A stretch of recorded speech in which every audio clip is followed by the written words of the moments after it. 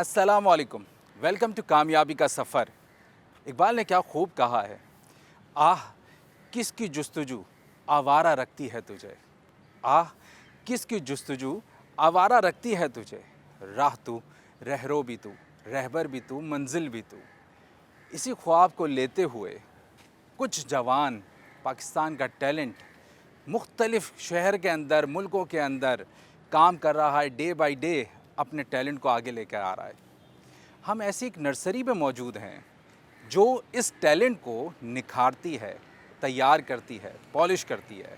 कोई भी आइडिया किसी के पास आता है, वो क्या करते हैं, उनके साथ काम करते हैं और उसको पूरे पाकिस्तान भर के अंदर नहीं, पूरी दुनिया में लेके जाते हैं ताकि वो ज़्यादा से ज़्यादा कामयाब पाकिस्तान हो सके और आने वाली नस्ल हो सके। तो जानते हैं कि नेशनल इंक्यूबेशन सेंटर की टीम कैसे काम कर रही है जवानों के लिए, पाकिस्तान के मुस्तकबिल के लिए, ख़ास तौर पे फ्यूचर में पूरे पाकिस्तान का नाम अच्छा करने के लिए किस तरीके से काम कर रही है। आइए मिलते हैं इनकी टीम से और जानते हैं और पहचानते हैं क्या हो क्या रहा है।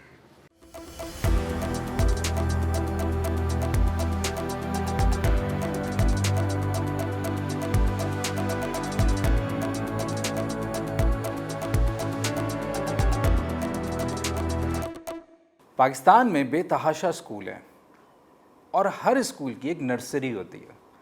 उस नर्सरी से लोग अगले मराहिल में जाते हैं, प्राइमरी सेक्शन के अंदर, सेकेंडरी में जाते हैं पास करके।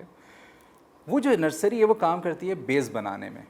कोई भी स्टूडेंट हो उसकी बेस बने ताकि वो अगले क्लासेस में जाकर उस लेवल की पढ़ाई को समझ सके।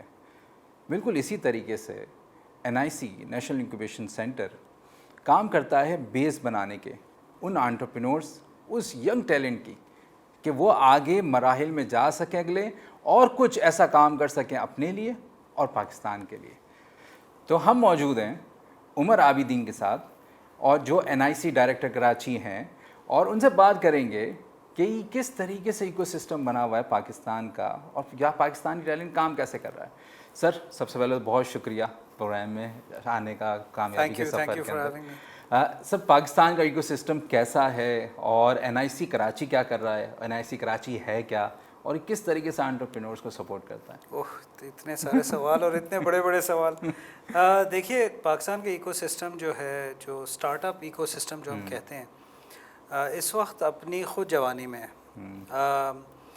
It's a very young ecosystem and इस वक्त पाकिस्तान का जो इकोसिस्टम है वो दुनिया की नज़रों में आ गया है। सही बात। उसकी वजह ये कि हमारी एक तो पॉपुलेशन माशाल्लाह से 22 करोड़ की आवाम है, तो उसमें से 30 के अंडर जो लोग हैं, that is 60% of the population. और अब 100 मिलियन का बेंचमार्क हमारा क्रॉस हो गया है, जो लोग इंटरनेट पे आ गए हैं। तो अचानक जो दुनिया के जो फाइनेंसर्स हैं, वेंचर कैपिटल जिसको हम बोलते हैं, उन्होंने अपनी नज़रें पाकिस्तान की तरफ फेर ली हैं और वो ये कह रहे हैं कि अच्छा, ये 5वां नंबर पे आता है मुल्क इन टर्म्स ऑफ साइज़, तो यहाँ पे अपॉर्चुनिटी है। अब ये लोग इंटरनेट पे भी आ गए हैं, इनके पास स्मार्टफोन भी आ गए हैं, तो ये मौका है इस मुल्क में इन्वेस्ट करने के लिए। तो पिछले 7 महीनों में जो इन्वेस्टमेंट पाकिस्तान में आई है वो तकरीबन $250 मिलियन है। और मज़े की बात यह है कि ये पिछले 5 साल को अगर आप मिला लें तो उससे ज़्यादा है जो 7 महीनों में आई है। बड़ी खुशाइन बात है, यानी कि ये तो ज़बरदस्त। मतलब मैं जैसे कह रहा था आपसे कि पाकिस्तान ग्लोबल स्टेज पे आ गया। हाँ, अब सीन ये है कि ज़्यादातर पैसे बाहर से आ रहे हैं। 90% पैसे 250 मिलियन में से बाहर से आए हैं। सही याद है। तो हमारा जो लोकल इन्वेस्टर है ना, वो इस स्टार्टअप इकोसिस्टम को नहीं समझ पाए, सच बात है। लोग इसके बारे में काफ़ी परेशान हैं कि भाई ये पैसे क्यों आ रहे हैं बाहर से, कौन सी चीज़ में लग रहे हैं। हमारे असल में जो इन्वेस्टमेंट की एवेन्यूज़ हैं, जो आम आदमी या जो हमारा जो लोकल सेठ है वो जो करता है, क्या करता है, ज़मीन ख़रीदता है, बिल्डिंग ख़रीदता है, अपार्टमेंट ख़रीदता है, घर ख़रीदता है। वो उसको एक फ़िक्स आमदनी चाहिए जो वेंचर कैपिटल में नहीं मिलती है। वेंचर कैपिटल में चांस होता है छक्का लगने का, मगर रिस्क भी है। दूसरी तरफ वो ये कहता है कि यार मुझे महीने की आमदनी चाहिए जो वेंचर कैपिटल से नहीं मिलती है। ठीक है ना। मगर अब हो क्या रहा है, मैं आपको एक मिसाल देता हूँ। 2 साल पहले करीम, आपने करीम का तो नाम सुना होगा, करीम को उबर ने ख़रीद लिया और 2019 में 3.1 बिलियन डॉलर्स अदा किए करीम की जो ओनर्स थे और जो टीम थी उनको उन्होंने पे किए 3.1 बिलियन डॉलर्स। अब ये सोचिए कि करीम बना था 2013 में, हाँ। पाकिस्तान में लॉन्च हुआ था, तो 6 साल के बाद, और बहुत मिनिमल इन्वेस्टमेंट पे हुआ बना होगा नहीं initially। इन्वेस्टमेंट तो ठीक ठाक, तो जो एज कम्पेयर टू 3.1 बिलियन के मुकाबले में जब वो बिल्कुल। मल्टीप्लाई नहीं, लॉन्च तो हुआ था तो बहुत ही, बिल्कुल आपने सही कहा, बहुत कम पैसों से हुआ था, मगर उसके अंदर इन्वेस्टमेंट बहुत जल्दी आई, ठीक है ना। और जब इन्वेस्टमेंट आई तो कंपनी की वैल्यू बढ़ गई। यस। और तो जब कंपनी जिसने अगर लेट से $1 मिलियन जो आज के 16 करोड़ बनते हैं, अगर उसे $1 मिलियन डाले होते 2013 में करीम के अंदर एज एन इन्वेस्टमेंट, तो वो मेरा ख्याल है 20 से $30 मिलियन निकालता 3 बिलियन में से। यस। तो उसको मल्टीप्लाई करने का जो मौका है वेंचर कैपिटल में वो बहुत ज़्यादा है, बहुत ज़्यादा। सही। अच्छा, दूसरी चीज़ मेरी नज़र में वेंचर कैपिटल 100% हलाल होता है, और उसकी मैं आपको वजह दूं, मैं स्कॉलर नहीं हूं, मैं आपको अभी बता दूं, आपके लिसनर्स को भी बता दूं। लेकिन वेंचर कैपिटल में जब आप इन्वेस्ट करते हैं, इसका मतलब है कि आप एक स्टार्टअप की मदद कर रहे हैं, ठीक है। जब आप स्टार्टअप को पैसे देते हैं तो वो क्या करता है, आपका क्या ख्याल है? वो जाके घर तो नहीं खरीदता उससे, वो नौकरियां पैदा करता है, वो टेक्नोलॉजी में इन्वेस्टमेंट करता है, वो मार्केटिंग पे पैसे लगाता है, वो अपना धंधा बढ़ाता है। जब धंधा बढ़ता है तो वो टैक्स पे करता है, कौम का मफाद है और डायरेक्टली सोसाइटी का मफाद है। अगर NIC कराची में इस वक्त टोटल 170 स्टार्टअप्स पिछले 3 सालों में इंक्यूबेट हो चुके हैं। उनमें से फॉर एग्जांपल हमारा जो सबसे मशहूर स्टार्टअप है वो पहले कोहोर्ट में था 3 साल पहले, बाइकिया। वहाँ तो जो हर एक को चाहिए कोई चीज़ वहाँ पहुँचाने के लिए, को ट्रैवल करने के लिए, सब हाउस होल्ड नेम बन गए। मुनीब मायर जो माशाल्लाह फाउंडर हैं बाइकिया के, उन्होंने 2-3 फंड रेजिंग के राउंड रेज किए हैं। पिछला राउंड इनका $13 मिलियन का था, ठीक है। कंपनी की वैल्यू माशाल्लाह $50 मिलियन क्रॉस कर चुकी है। अब अगर आपने 16 करोड़ रुपए, या चले 16 करोड़ छोड़े, आपने 2 करोड़ रुपए भी डाले होते तो उसके आप इस वक्त 10-12 करोड़ की तो वैल्यू बन चुकी होती 3 साल के अंदर। क्योंकि पहले होता था कि जैसे गवर्नमेंट को फैक्ट्रीज लगानी पड़ती थी, जी। अलग से हैवी इंफ्रास्ट्रक्चर बिछाना पड़ता था, बिल्कुल। लेकिन अब इकोसिस्टम के अंदर इसमें चेंज हो गया इस नए एरा के अंदर। बिल्कुल। अब आपको बिल्कुल आप यंग स्टार्टअप्स, क्योंकि अगर हम देखें तो पाकिस्तान की यूथ 60% के ऊपर है, और वो मेजरली वही आवाम में जवान मौजूद हैं और उनको कोई ना कोई काम करना है। जी। तो इंस्टेड कि वो इस मुल्क को छोड़ के जाएं, तो ये यहाँ पे अपना काम करके एक नया फैक्ट्री सिस्टम नीचे इन्होंने बिठाया जिसमें लोग आके रोज़गार भी ले सकें और चीज़ें भी कर सकें।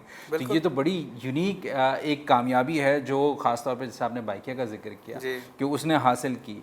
तो ये एंटरप्रेन्योर्स के लिए हवाले से 60% जो हमारी यूथ है, क्या ये इसके लिए फर्दर आने वाले फ्यूचर के अंदर साइंस हैं ऐसी ग्रोथ के? भाई देखिए, मेरे हिसाब से जो सबसे बड़ा मसला है इसमें, वो स्टूडेंट्स का मसला नहीं है, पेरेंट्स का मसला है। पेरेंट्स ये समझते हैं कि ये जो धंधा होता है ना ये धंधा जो है ना उनके बच्चों के लिए सही जगह नहीं है। अब एक NED में इंजीनियर है जहाँ पे हम बैठे हुए हैं, उसके माँ बाप की ख्वाहिश ये होगी कि वो जाके कोई नौकरी करे, चाहे वो कहे कि नहीं मैं स्टार्टअप बनाऊंगा, अब उसको फैमिली की तरफ से शायद सपोर्ट ना मिले। दूसरी बात ये कि हमारे जो एजुकेशनल इदारे हैं वो ख़ुद भी एंटरप्रेन्योरशिप के लिए बच्चों को तैयार नहीं करते हैं।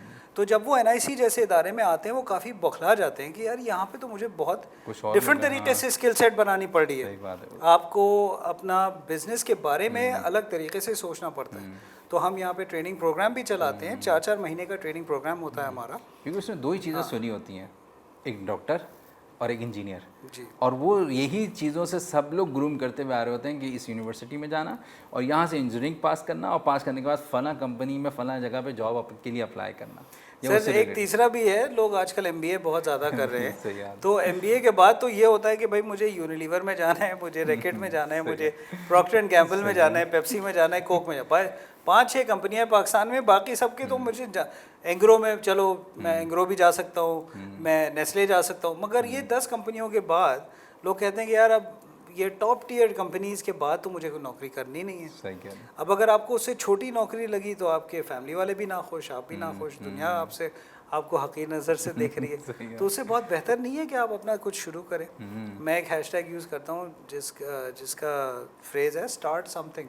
कुछ तो शुरू करो यार, नौकरी के साथ साथ कुछ करो। इसको साइड हसल बोलते हैं कि अपने साइड का कुछ काम, फ्रीलांसिंग कुछ तो करो। आइडिया तो हो कि तुम्हारी वैल्यू क्या है मार्केट में, क्योंकि यू माइट बी सरप्राइज्ड। आप अभी 30,000 रुपये की नौकरी पे बैठे हुए मगर फ्रीलांसिंग में आप 50,000 रुपये कमा सकते हैं। जब तक ये गवर्नमेंट की बैक नहीं होगी, ये एक ट्रस्ट फॉर्म नहीं होगा, तो उस वक्त पॉलिसीज हमें चाहिए जो लोकल इन्वेस्टर को इनकरेज करे इस काम की तरफ आने के लिए। जहाँ देखिए, जहाँ पे म्यूचुअल फंड्स में इन्वेस्टमेंट गवर्नमेंट ने इनकरेज की ना कि म्यूचुअल फंड में इन्वेस्टमेंट करो, हम तुम्हें टैक्स ही छूट देंगे, ठीक है। exactly. उसी किस्म के आपको कॉरपोरेट्स के लिए और इंडिविजुअल्स के लिए आपको कुछ इंसेंटिव देना पड़ेगा कि लोग वेंचर कैपिटल यानी स्टार्टअप के अंदर इन्वेस्टमेंट करें, क्योंकि अब बहुत कम लोगों को समझ है। सही बात और है। बहुत लोग परेशान भी हैं, करना भी चाह रहे हैं मगर नहीं कर समझ पाते, में नहीं, क्योंकि ये करें ना करें, रिस्क लेते हुए डायरेक्ट वही फियर ऑफ मिसिंग आउट वाला भी है, कम्प्लेक्स भी है कि भाई क्या करेंगे, और फिर देखिए रिस्क भी है कि अगर करा तो फिर क्या होगा। तो उस वक्त तक जब तक आगाही नहीं मिलेगी, और इसी आगाही को हम अगर देखें ख़ास तौर पे कि किस तरीके से इन स्टार्टअप्स को सपोर्ट किया जा सकता है। आज यहाँ पे स्टार्टअप हडल हो रहा है, एक प्रोग्राम ऐसा है जहाँ पे मुख्तलिफ स्टार्टअप्स जमा हैं और इन लोगों ने बड़ी कामयाबी हासिल की है पिछले साल के अंदर और एक दो सालों के अंदर। तो ये मुख्तलिफ कोहोर्ट से इनका ताल्लुक़ है, इनसे जानेंगे और समझेंगे कि क्या फार्मूला है जो इन्होंने बनाया है और क्या इन्होंने कोई एक्सपेरिमेंट भी किया है और कामयाबी मिली भी है कि नहीं। तो मिलेंगे ब्रेक के बाद एक स्टार्टअप से और जानेंगे इनकी कौन कौन सी प्रोडक्ट्स हैं और क्या इनका सफ़र रहा और कामयाबी कैसे मिलती रही। तो जाइएगा नहीं, हमें ज्वाइन करेंगे एक ब्रेक के बाद। मिलते हैं जल्द आपसे।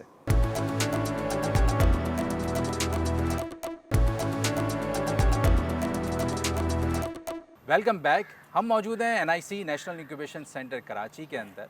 जाने से पहले हमने एक बात कही थी कि हम बात करते हैं स्टार्टअप से और जानते हैं उनके बारे में कि उन्होंने सिर्फ फार्मूला ही क्रिएट किया है या एक्सपेरिमेंट भी किया है। तो हम मौजूद हैं एक ऐसे ही स्टार्टअप से जो NIC कराची का है, जिसका नाम हुक्म जनाब है, और उनके आगे कोई भी हुक्म करता है ये हाजिर हो जाते हैं और इसके मसले को हल करते हैं। तो सबसे पहले शुक्रिया ज्वाइन करने का। तो ये हुक्म जनाब क्या है और NIC कराची से आपका वास्ता कैसे है? सबसे पहले तो फार्मूला नहीं है इसमें एक्सपेरिमेंट हो चुका है अल्हम्दुलिल्लाह। 2 साल से अल्हम्दुलिल्लाह हम काम कर रहे हैं। एंड मैं एक बिल्कुल लेमैन चला जाऊँ तो it's a door step handyman services. Means कि आपको किसी भी किस्म के मैकेनिक्स की ज़रूरत पड़ जाए या आपके AC में कोई मसला आ जाए या आपका UPS ख़राब हो जाए, प्लम्बर चाहिए, इलेक्ट्रीशियन चाहिए, कारपेंटर चाहिए, so you can log in to our app या वेबसाइट हुक्म जनाब, या हमारे नंबर भी कॉल कर सकते हैं। एंड वहाँ पे ऑर्डर प्लेस करें, एक टेक्नीशियन आपके घर पे आएगा एंड वहीं के वहीं आपसे कैश रिसीव करेगा और चला जाएगा। So this is all about हुक्म जनाब इन वेरी प्रिसाइज नंबर। ज़बरदस्त। आपने आइडिया सोचा और आइडिया को इम्प्लीमेंट किया। बहुत सारे लोग स्टूडेंट्स आइडिया सोचते हैं लेकिन उनके अंदर वो हिम्मत नहीं हो पाती। तो आप NIC से कैसे जुड़े और वो हिम्मत कैसे लेकर आए? अच्छा, जब हमने शुरू किया था हम स्टूडेंट्स नहीं थे उस वक्त। अल्लाह का शुक्र है हम जॉब कर रहे थे। हमने जॉब छोड़ी और हमने काम शुरू किया। NIC से तो जब से NIC बना है मैं तो उस वक्त से ही साथ हूँ।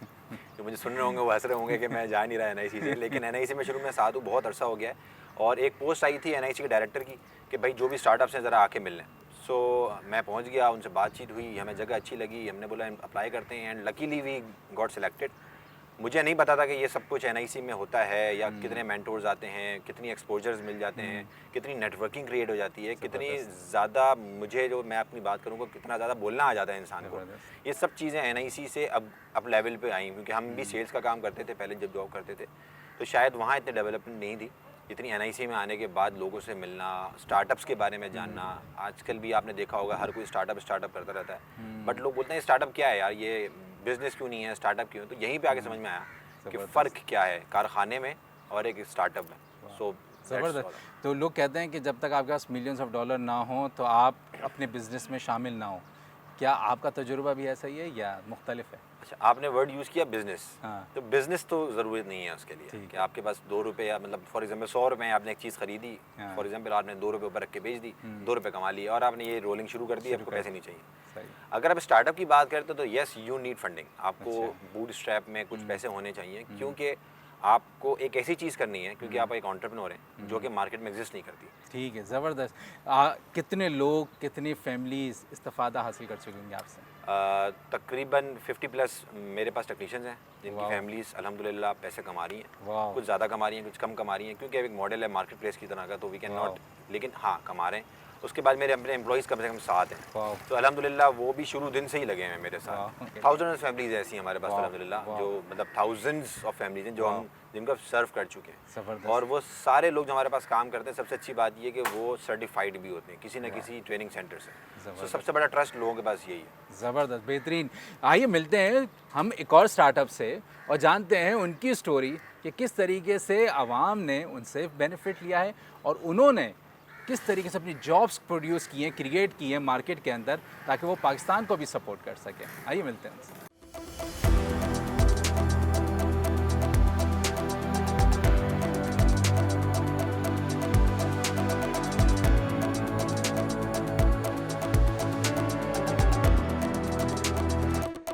तो अब हम बात कर रहे हैं एग्रीकल्चर के एक ऐसे शख्स से जिसने अपने स्टार्टअप का नाम रखा है पीपू। तो ये बड़ा यूनिक सा नाम है। सबसे पहले तो ये जानें कि ये पीपू क्या चीज़ है और ये एग्रीकल्चर के अंदर क्या कर रहे हैं। तो अनस, बहुत शुक्रिया टाइम देने का। अनस, ये पीपू क्या है और इसका एग्रीकल्चर से क्या लेना देना है? सर, पीपू का बेसिकली एग्रीकल्चर से लेना देना कुछ भी नहीं है। जब हम इसका नाम रख रहे थे पीपू, तो there is a similar kind of an app that operates from African region. उसका नाम है मानो। तो हमारे यहाँ मानो बिल्ली को कहते हैं और हमारी बिल्ली का नाम पीपू था, तो हमने उसके नाम पे रख दिया। लेकिन पीपू making a lot of difference at the moment. पीपू बेसिकली फार्मर्स को मार्केट के साथ कनेक्ट करती है। पाकिस्तान में अभी रिसेंटली जिस इमरान खान साहब ने भी कहा फरमाया कि तकरीबन 84 लाख के करीब हमारे पास स्मॉल होल्डर फार्मर्स हैं। और फार्मर्स, जो छोटा फार्मर होता है दुनिया में, उसकी सिग्निफिकेंस बड़े फार्मर से ज़्यादा होती है, क्योंकि आपकी लैंड को संभालना आसान होता है और उसकी प्रोडक्शन, आपकी यील्ड ज़्यादा होती है। लेकिन मसला ये होता है कि छोटा फार्मर की रीच मार्केट तक नहीं होती। बीइंग अ स्मॉल फार्मर, मैंने कोई तकरीबन 6 साल फार्मिंग की है। सो आपकी रीच जब मार्केट तक नहीं होती तो आप अपनी प्रोडक्ट नहीं बेच पाते। जब मैं फार्मिंग करता था तो ये प्रॉब्लम मैं बहुत अरसे तक फेस करता रहा।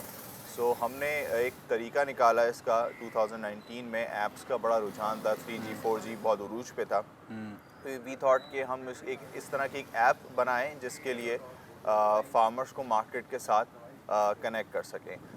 सो माशाल्लाह से राइट नाउ वी हैव, हमने पिछले साल इसको कोविड में लॉन्च किया। Right now we have around 1700 plus user. माशाल्लाह से हर साल के महीने की हमारे पास तकरीबन 24 से 25 ट्रेड्स होती हैं और लोग फार्मर्स को बहुत पसंद कर रहे हैं। अब हम इसको डिफरेंट लोकल लैंग्वेजेस के अंदर भी लेके जा रहे हैं। तो making agri sector more sustainable and viable farmers के लिए। सो एक छोटी सी कोशिश थी जो माशाल्लाह से रंग आए। बहुत ज़्यादा देखा जाता है कि किसान जो है और नॉर्मल फार्मर्स जो हैं वो डिजिटल साइट से जुड़े नहीं होते। आपका पूरा एक प्लेटफॉर्म है जो डिजिटली लिंक करता है सबको। तो ये डिजिटली लिंक कैसे करता है और वो फार्मर जो नहीं, जिनके पास एजुकेशन नहीं हो पाती या स्किल्स नहीं होते, तो आप उसको कैसे अवेयर करते हैं? अच्छा मोहसिन, हमारे पास एक, हम बचपन से एक मिसकंसेप्शन है। हमने स्कूल साथ पढ़ा है तो आप जानते होंगे, हमने मुश्किल से एक चैप्टर पढ़ा होगा एग्रीकल्चर के बारे में, जैसे हरीफ और खरीफ के बारे में हम पढ़ते थे, सेम थोर के बारे में पढ़ते थे।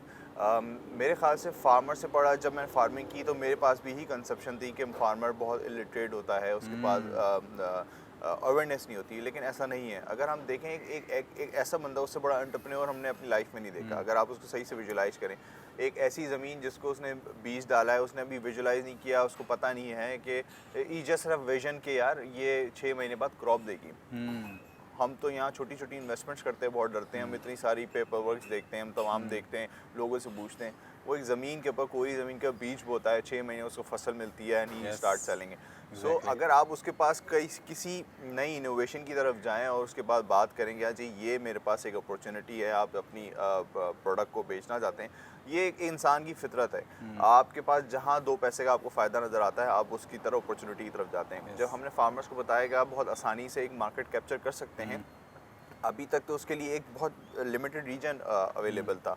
वो जहाँ पे बेचता था, जहाँ उसकी ज़मीन थी, सदियों से वहीं ऑपरेट करता है, इसलिए कि इंडो पाकिस्तान से पहले भी वो यहीं उनके रिहाइश पजीर थे। सो हमने उसके लिए मार्केट खोल दी। अब वो पूरे पाकिस्तान से अपनी प्रोडक्ट को डिस्प्ले कर सकता है और सेल आउट कर सकता है। हमने फिर भी उसके लिए बहुत आसान किया कि हमने उसको लिखने के लिए कोई चीज़ नहीं डाली। हमने कहा उसने अपनी से नंबर्स लिखने हैं उसने, जैसे स्टॉक मार्केट में ट्रेड होती है, ऑलरेडी स्टॉक्स मौजूद होते हैं, आपने उन्हीं स्टॉक्स के ऊपर आप ट्रेड करते हैं। तो हमने भी इसी तरह की बहुत सिंपल ऐप बनाई कि मंडी में हमारा बहुत आना जाना था, तो इट्स काइंड ऑफ डिजिटल मंडी। सुबह में 24 घंटे का सौदा होता है, 24 घंटे का सौदा ख़त्म हो जाता है, आप दोबारा से अपनी ट्रेड लगाएं जैसा मंडी का सौदा होता है। इस तो हमने उसको बहुत सिंपल किया फार्मर के लिए, इसलिए हमारे फार्मर्स का बहुत ज़्यादा रुझान है और फार्मर्स हमारे साथ बहुत ज़्यादा अप्रोच किया। बहुत सारे एग्रीकल्चर वाली साइड के ऊपर स्टार्टअप्स बनाने का लोग सोच रहे होंगे, कई स्टूडेंट्स होंगे, कई यंगस्टर्स होंगे। NIC कराची यहाँ मौजूद है, तो ये NIC कराची से इस्तेफ़ादा कैसे ले सकते हैं और अपने आइडियाज़ को कैसे प्रोजेक्ट कर सकते हैं, आगे लेके जा सकते हैं? मेरा इसमें एक सजेशन भी और मेरा मानना भी है, आप जिस फील्ड में ही काम करें, मोस्टली यहाँ में एक रिसर्च है कि लोग 90% लोग जो अपनी एजुकेशन जो पढ़ते हैं उसमें काम नहीं करते। आप देखें, आप डॉक्टर हैं, आप ज़्यादातर टाइम मीडिया में गुजारते हैं, लेकिन द सेम थिंग।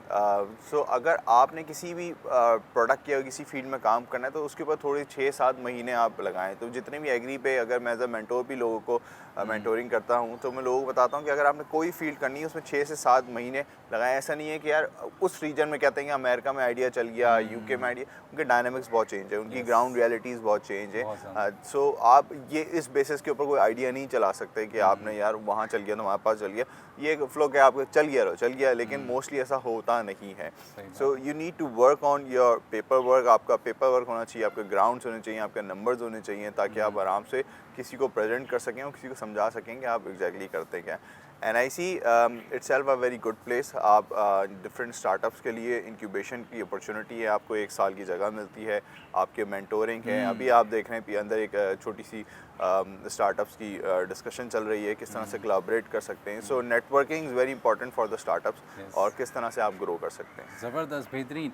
इसी को देखते हुए अगर हमारे जहन में कोई ख़याल है, कोई चीज़ है और हम उस आइडिया के को परस्यू करना चाहते हैं, तो आप भी कर सकते हैं। आप किसी से कमतर नहीं हैं। या आप किसी को देखते हैं जिसके पास ऐसा आइडिया है, आप उसको एक सहारा दे सकते हैं और उसको रास्ता बता सकते हैं और दिखाकर आगे की तरफ बढ़ा सकते हैं। हम जानेंगे ब्रेक के बाद कि क्या NIC काम कर रहा है, कैसे स्टार्टअप्स हैं, कितनी कैटेगरीज़ के आते हैं, और प्रोग्राम मैनेजर से पता करेंगे कि क्या है स्कोप हमारे यूथ के लिए अगर हम एंटरप्रेन्योरशिप की साइड के ऊपर आते हैं। तो जाइएगा नहीं, एक ब्रेक के बाद हम दोबारा आ रहे हैं और फिर मिलेंगे और फिर गुफ्तगू करेंगे कि हम कैसे अपने यूथ को प्रमोट कर सकते हैं।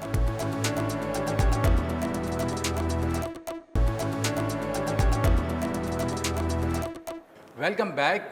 और हम NIC national incubation centre Karachi के अंदर मौजूद हैं, जो जवानों के अंदर जोश भरते हैं, जो जवानों को गाइड करते हैं और जो यंग टैलेंट को आगे की तरफ लेकर आते हैं। उनमें जो सबसे बड़ा हाथ है इस पूरे सेंटर के अंदर, वो हमारे साथ मौजूद हैं असफर हुसैन, जो प्रोग्राम मैनेजर हैं NIC कराची के। सबसे पहले तो बहुत शुक्रिया असफर भाई आपका ज्वाइन करने का। हम जब स्टार्टअप्स की बात करते हैं, और अभी हम लोगों ने मुख्तलिफ स्टार्टअप से बात भी की और जाना भी कि ये लोग किस तरीके से पहले फर्स्ट डे पे सोचते थे, फिर आज जिस तरीके से उन्होंने बिज़नेस बिल्ड किया है। सबका ख्वाब होता है कि मेरा बिज़नेस अच्छा हो। तो आपके पास पहले दिन स्टार्टअप आता है और आने के बाद आपके पास सिलेक्शन होती है, एक प्रोसेस है पूरा पे। तो आशा कराची पाकिस्तान भर से स्टार्टअप्स आपके पास अप्लाई करते हैं। तो क्या ऐसी चीज़ें हैं जो आप समझते हैं कि किसी स्टार्टअप को कामयाब बनाती है, और फिर उसके बाद आप जब वो वीकनेसेस देखते हैं तो NIC कराची कैसे हेल्प करता है? बहुत ही अच्छा क्वेश्चन है। स्टार्टअप जब आते हैं ना, अक्सर तो उनमें 3 से 4 चीज़ें की कमी होती है। एक पूरी प्रॉपर टीम नहीं बनी हुई होती, टीम बनने में हम फैसिलिटेशन करते हैं। दूसरा ये होता है कि बहुत सारों का बैकग्राउंड जो है वो जैसे सिर्फ टेक्नोलॉजी में है या इंजीनियरिंग में है, और उनको जो है वो बिज़नेस की समझ नहीं है। तो हम ये करते हैं कि उनका एक ऐसा मेंटरशिप प्रोग्राम है और हमारा एक करिकुलम है जो हम फाउंडर इंस्टीट्यूट सिलिकॉन वैली के साथ है। वो मुकम्मल करिकुलम जो है वो पूरे का पूरा आप समझ सकते हैं 14 हफ्ते में एक MBA हो जाता है उनका, जिसमें branding, sales, marketing, product development, finance, equity in fund raising, visioning, ये सारा सब कुछ सिखाया जाता है। तो मकसद बेसिकली ये होता है कि ये सारे का सारा एक छोटा। फिर दूसरा ये कि आपने जैसे फाउंडर का कहा या जो कंपनी का बानी होता है स्टार्टअप का, उसमें क्या खासियत होती है। अंग्रेजी में तो उसे कहते हैं ग्रिट या परसिवेरेंस, परसिस्टेंस, यानी साबित कदमी, एक ही चीज़ पे फोकस रहना, उसी चीज़ पे। जो भी फोकस फाउंडर हमने देखा है ना, जो अपने आइडिया पे यकीन रखते हुए काम करता रहा है, उसको हमेशा सक्सेस हुई है। ये हमने हमेशा देखा है कि जिसने भी शुरू में मुश्किल झेल ली और वो फोकस रहा, आगे चलता रहा, सेल्स में ख़ास तौर पे सेल्स पे ध्यान दिया, जिसको हम कस्टमर एक्विजिशन या जो मार्केट में जाके अपनी चीज़ को जानना कि वो बिक सकती है नहीं बिक सकती, वो हमेशा कामयाब रहा है। तो फोकस वाले फाउंडर्स हमने देखा है कि वो सक्सेस में होते हैं, और उनकी ये जो शुरू की ये जो हैंड होल्डिंग कहते हैं, जो इनकी मदद होती है, इसमें NIC कराची जो है वो अपना किरदार। ज़बरदस्त। मुख्तलिफ़ इंडस्ट्री से ताल्लुक़ रखने वाले स्टार्टअप्स होते हैं और अपनी अपनी इंडस्ट्री के अंदर वो काम कर रहे होते हैं। आपने कहा कि हेल्प आउट करते हैं आप मुख्तलिफ़ चीज़ों के अंदर, तो कितना बड़ा गैप है जो आप फील करते हैं कि एकेडमिया और इंडस्ट्री का है, और ये प्रीवियस एजुकेशन भी जो लेकर आ रहे होते हैं, तो वो क्या उन इदारों के अंदर भी एंटरप्रेन्योरशिप से रिलेटेड, स्टार्टअप से रिलेटेड, अपने आइडिया को प्रेजेंट करने से रिलेटेड, बनाने से रिलेटेड कोई तैयारी आपको देखने को मिलती है, या आप समझते हैं कि अभी बहुत काम करने की ज़रूरत है उस साइड? देखिए, अब हमें ये जानना ज़रूरी है कि पाकिस्तान में अक्सर, और ये टॉपिक है भी ऐसा, मैं ये नहीं कह सकता मुकम्मल कि हम कहें कि यूनिवर्सिटीज़ में ही सिर्फ काम नहीं हो रहा और एक यूनिवर्सिटी ग्रेजुएट जो है वो मार्केट रेडी नहीं होता। हम सिर्फ यूनिवर्सिटीज़ पे इसका ब्लेम नहीं दे सकते, हमें भी काम करना है मिलके। लेकिन अगर आप दूसरे ममालिक में और पाकिस्तान में एक चीज़ में देखें ना, जो बढ़ सकती है हमारे यहाँ, जो बेहतर हो सकती है और जो मार्केट रेडी एक स्टार्टअप होने में मदद करेगी, अमेरिका में, यूरोप में आप सुनेंगे कि वहाँ कम्युनिटी वर्क होता है। वहाँ एक बच्चा अगर 15 साल का, 16 साल का होगा, वो कुछ नहीं तो कोई बेबी सिटिंग कर रहा होगा, कोई लाइब्रेरी में गया हुआ होगा, कोई कम्युनिटी वर्क कर रहा होगा, कोई कहीं जो है वो एक आम ठेला लगा के सिर्फ जो है वो लेमनेड बेच रहा होगा। होता ये कि उसका कॉन्फिडेंस इतना बढ़ जाता है कि जब वो अपनी 8वीं 9वीं 10वीं में ही कुछ ना कुछ बेच रहा होता है, मार्केट डीलिंग कर रहा होता है, जब तक कि वो यूनिवर्सिटी में से पास आउट होता है 22 साल का, 23 साल का, 24 साल का, वो लड़का या लड़की जो है वो पहले पब्लिक डीलिंग कर चुके होते हैं। तो जो मेजर फुकदान होता है और जिसकी वजह से यूनिवर्सिटीज़ भी स्ट्रगल करती हैं, वो मार्केट नॉलेज और अपनी चीज़ों को किस तरह कमर्शलाइज करना है, उसका सबसे बड़ा फुकदान होता है। तो नॉलेज इस लेवल पे कि वो कमर्शियल कैसे हो जाए, गूगल पे आज आप हर चीज़ सर्च कर सकते हैं। इस डिजिटल वर्ल्ड में आपको वो चीज़ तमाम ज़राए आपके पास हैं जो किसी भी एडवांस मुल्क में होंगे, लेकिन प्रैक्टिकल इम्प्लिकेशन उसकी जानना, उसकी कमर्शियल वैल्यू जानना, पब्लिक डीलिंग करना, जैसे मैं बता रहा था कि यूनाइटेड स्टेट्स में या यूरोप में या तरक्की याफ्ता ममालिक में पब्लिक डीलिंग बहुत बेहतर होती है। तो इसमें सबसे ज़्यादा काम होना चाहिए कि लोग जो हैं वो मार्केट में क्या क्या बिकना चाहिए और किस तरह रेडी रहना चाहिए, इस पे काम ज़रूर। काफ़ी सक्सेस स्टोरीज़ हैं NIC कराची की, तो ऐसे जो यंग स्टार्टअप्स हैं जो अभी बिल्कुल ही नए नए शामिल हुए हैं और या दूसरी जगहों पे लोग सोच रहे हैं आइडियाज़, तो उनसे क्या इंस्पायरेशन ले सकते हैं, और आप किस ऐसे कौन से स्टार्टअप्स हैं ऐसे इंस्पायर्ड हैं कि आप समझते हैं कि इन लोगों ने अपनी ग्रेजुअली ग्रोथ की है और मुस्तकिल तरीके से ना फैले भी हैं और अपना काम लेके भी आगे गए, तो इसमें कौन सी स्टोरीज़ हैं ऐसी जो इनसे? देखिए, तो अब तकरीबन 3-3.5 साल में बहुत अच्छे अच्छे नाम आए, और वो ऐसी कंपनीज़ हैं कि जो बहुत सारे तो उनके लोगों के अब घर में कहीं ना कहीं उन्होंने सर्विस इस्तेमाल की है और वो लोग जानते भी हैं। उसमें बाइकिया का नाम आता है, उसमें सबक का नाम आता है, उसमें एस-कॉर्प का नाम आता है, उसमें कुछ ऐसे भी स्टार्टअप्स आते हैं जो कि एजुकेशन रिलेटेड थे और उन्होंने मॉडल बदला। टीचर्स वर्चुअल लाउंज है, इसमें लर्निंग हट है, इसमें लर्निंग पिच है। ऐसे ऐसे स्टार्टअप्स हैं जो 3 साल से काम, हुक्म जनाब है, ये सारे ऐसे ऐसे और बहुत सारे हैं, क्योंकि हमारे 170 से ऊपर स्टार्टअप्स हैं, सबका नाम मैं नहीं ले सकता, लेकिन कुछ ऐसे हैं कि जो 3-3.5 साल से अपनी एग्जिस्टेंस पे चल रहे हैं। कुछ को जो है वो इन्वेस्टमेंट मिल गई है, कुछ को लोगों को उनकी एम्प्लॉयमेंट बहुत ज़्यादा जनरेट कर दी है उन्होंने। यही देखा जाता है कि बिज़नेस जो है वो मुनाफा कमा रहा है, या उसके अंदर सरमायाकारी हो चुकी है, या वो कितनी नौकरियां दे रहा है। तो ये बहुत अच्छा इन और जाहिर है कुछ हमारे स्टार्टअप्स ने फेलियर भी देखा है, जो कि हम इससे नहीं छुपाते कि बहुत सारे लोग नहीं सर्वाइव कर सके कोविड में, कोविड के अलावा भी, या जिनके बिजनेस मॉडल्स में या किसी वजह से वो उस तरह टाइम नहीं दे सकते थे। लेकिन बहुत सारी ऐसी अल्हम्दुलिल्लाह ऐसी सक्सेस स्टोरीज़ हैं, और अगर अब हमारा आप रेशो देखें तो अभी भी 80% स्टार्टअप्स जो हैं 3 साल से अभी तक, वो अभी तक एग्जिस्टेंस में हैं, जो कि एक बड़ी बात है। सारी की सारी वो छोटी कंपनियां बन नहीं हुई हैं, बल्कि बढ़ गई हैं, ग्रोथ हो गई है। और यही इसी तरह जब ये जो पहिया चलता है मईशत का, इससे बहुत ज़्यादा फ़ायदा होता है, क्योंकि इससे आपके कई घर आबाद होते हैं। Yes exactly. और जो नए स्टार्टअप्स हैं, अगर वो या जो नए एंटरप्रेन्योर्स हैं जो चाहते हैं कि NIC कराची से फ़ायदा उठा सकें, तो उसका क्या तरीक़ेकार होता है अप्लाई करने का, कब विंडो खुलती है कि वो यहाँ पे इंक्यूबेट हो सकें और वो उन तमाम फैसिलिटीज़ से फ़ायदा उठा सकें जो इसकी नीड होती है? तो हम जिस तरह यूनिवर्सिटीज़ में और दूसरी जगहों पे एक ओपन कॉल आती है कि उनके एडमिशन्स हो रहे हैं, इसी तरह हम कहते हैं कोहोर्ट इंडक्शन, यानी हमारे बैच में आना। तो ये साल में 2 दफ़ा होती है इंडक्शन, और इस दफ़ा जैसे हम अक्टूबर के आखिर में, नवंबर के शुरू में कर रहे हैं, इंडक्शन कर रहे हैं, इसी तरह अगले 6 महीने बाद होगी फिर इंडक्शन। तो ये हर 6 महीने बाद इंडक्शन होती है। हमारे वेबसाइट पे, सोशल मीडिया पेज पे ये इंडक्शन का इन्फॉर्मेशन आती है, और दूसरे हमारे जो पार्टनर ऑर्गेनाइजेशंस हैं वो भी हेल्प करती हैं। तो ये कोई भी आइडिया हो सकता है, इसके लिए ज़रूरी भी नहीं है कि आप ग्रेजुएट हों। हमारे पास ऐसे भी स्टार्टअप हैं जो यूनिवर्सिटी में ही पढ़ रहे थे और उन्होंने अपना स्टार्टअप किया और शुरू कर दिया, और ऐसे भी लोग हैं जो अपनी रिटायरमेंट की तरफ हैं, रिटायरमेंट की उम्र में, उन्होंने भी अप्लाई कर दिया। अब मर्द और ख़वातीन, मैं आपके फोरम से, आपके चैनल से यही और चाहूँगा, इनकरेज करूँगा कि और ख़वातीन आएँ, और ख़वातीन भी पार्टिसिपेट करें अपने स्टार्टअप्स को, क्योंकि बहुत ज़रूरी है कि हमारी मईशत में जो आधी पॉपुलेशन है हमारी, कम से कम, कोई कहता है कि 52% है, 51 है, 50 भी है, तो आधा आधा रेशो हो, तो और ख़वातीन को भी आना चाहिए। तो हम इनकरेज करेंगे सबको कि वो ज्वाइन कर सकें, क्योंकि बहुत सारे जगहों पे हम देखते हैं, चाहते हैं कि जो एजुकेटेड ख़वातीन हैं वो जाके घर पे बैठ जाती हैं और उनके पास वो देखती हैं कि कोई इंतज़ार में होती है कि अपॉर्चुनिटी मिले तो वो काम कर सकें। तो ये टेक्नोलॉजी ने एक फ़ायदा दिया है कि हम घर बैठकर बहुत सारी चीज़ें रन कर सकते हैं। तो एक NIC कराची इसमें बहुत ज़्यादा सपोर्ट करता है कि हम निकलें और अपने आइडिया को प्रेजेंट कर सकें और उस आइडिया के लिए एक प्रॉपर तरीके से अराउंड द क्लॉक काम कर सकें, ताकि वो ज़्यादा से ज़्यादा पूरे पाकिस्तान को सपोर्ट कर सकें मेनली। बहुत शुक्रिया सुमित, बहुत शुक्रिया टाइम निकालने का, थैंक यू सो मच। इसी उम्मीद के साथ कि हम अपने आप को बदलेंगे और पाकिस्तान के कल को बदलेंगे, एक सब मिल के काम करेंगे, एक सिनर्जी हो हम सब के अंदर, चाहे वो लड़के हों, चाहे वो लड़कियां हों, चाहे वो बुज़ुर्ग हों, कोई कम्युनिटी से ताल्लुक़ रखने वाले लोग हों, जब सब मिल के काम करेंगे इस पाकिस्तान के लिए, तो एक वक्त ऐसा आएगा कि ये इसका नाम, क्योंकि बहुत सब लोग जानते हैं 60% यूथ हमारे पाकिस्तान के अंदर 60% यूथ मौजूद है, तो जब एक टाइम ऐसा ज़रूर आएगा, ये रंग जो है वो उभरेगा पूरी दुनिया के अंदर। तो हमारी दुआएं इस पाकिस्तान के साथ हैं, हमारी दुआएं आपके साथ हैं कि आपको भी कामयाबी ढेर सारी मिले।